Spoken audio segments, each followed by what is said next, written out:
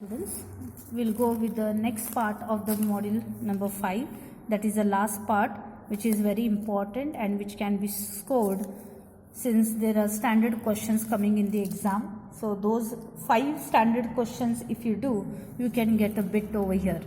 So the concept is calculus of variables. Now what is this concept is?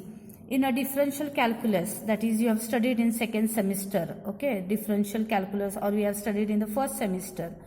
We are familiar with the method of finding maximum and minimum values of a function of 1 and 2 variables. Now there we will right from the PUC you are finding for the maximum and the minimum value for the given curve, okay, or when they are having 1 and 2 variables. 2 variables you have studied in semester 1 and 1 variable you have studied in PUC, okay. So this was about the variables maxima and minima. Now here in this topic we are going to deal with problems called variational problems, in which it is required to find maxima and minima of varying quantities known as functionals. Means we are going to find the maxima and minima of the given functional, that is the integral value. Now what do I mean by functional? I'll define it in my next part. Okay, so we are going to find the maxima and minima of varying quantities. Okay, so what are the applications of this calculus of variables is the problem of geodesics, is in which it is required to find the arc of minimum length lying on the given surface and connecting two specified points on the surface. Now geodesics means, what does that means is, geodesics is the line joining the 2 points, okay, with a minimum distance, okay. That I will come across when I am talking about geodesics, okay. So here the minimum distance covered, okay, is known as what? The geodesics. So this calculus of variables is going to help in this whatever to find the minimum distance. Next problem is the problem of brachistochrone, in which it is required to find a path connecting 2 points, one not vertically below the other. Not vertically below the other means what?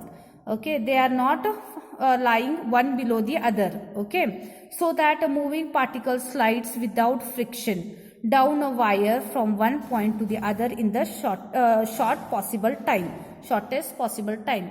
Here we are going to find the path, okay, when an object is slided downwards due to the gravitational force, the object goes on sliding down. The path which gives us the less time we are going to find here, which is known as what? The problem of brachistochrone.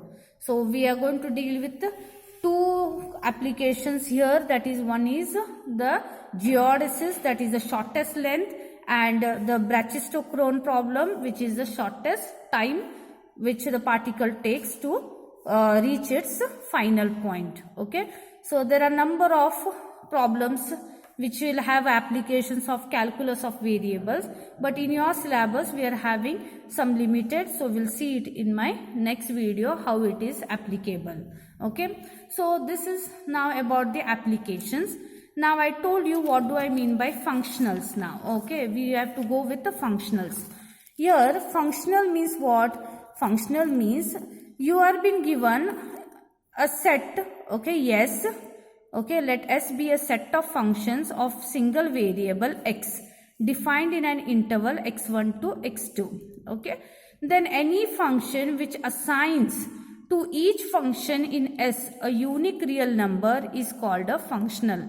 Means whenever you are solving, suppose you are having an integral, for example there is a variable only x variable in that, okay. So I'll give you a definite integral. If you are having here x square dx with the limits 1 and 2, so when I am integrating this, x square's integration is x cube by 3, limits ranging from 1 to 2. So I'll substitute upper limit minus the lower limit. So 2 cube it is 8 by 3 minus 1 cube it is 1 by 3. Upper limit minus the lower limit, that is 7 by 3. So this whatever the function when I integrated, I got a real number, that is 7 by 3. So whatever the procedure we have followed, this is known as the integration done for this function is known as what? The functional. That is known as functional, and its value is been assigned with a real number.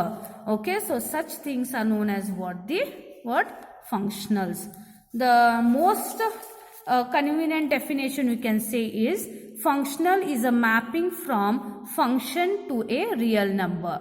Means now here I integrated a function x square. Okay, once I integrated and I substituted upper limit minus the lower limit, its answer has come a real number.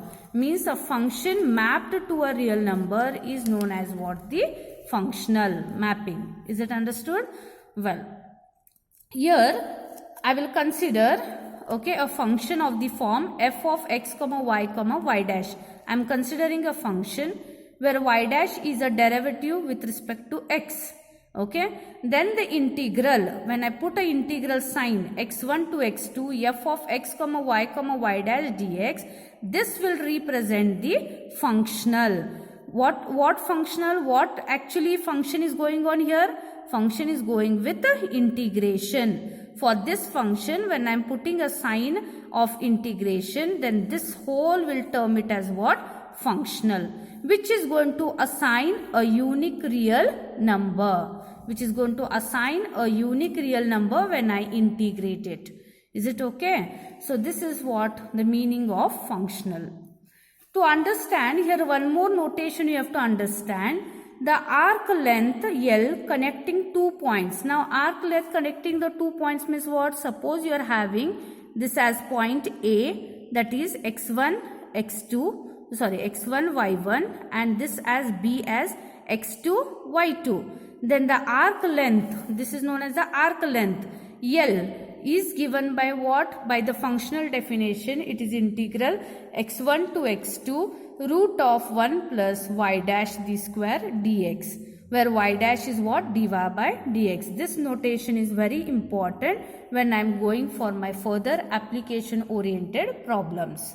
Okay, so you have to remember the arc length is given by integration x1 to x2 root of 1 plus y dash d square.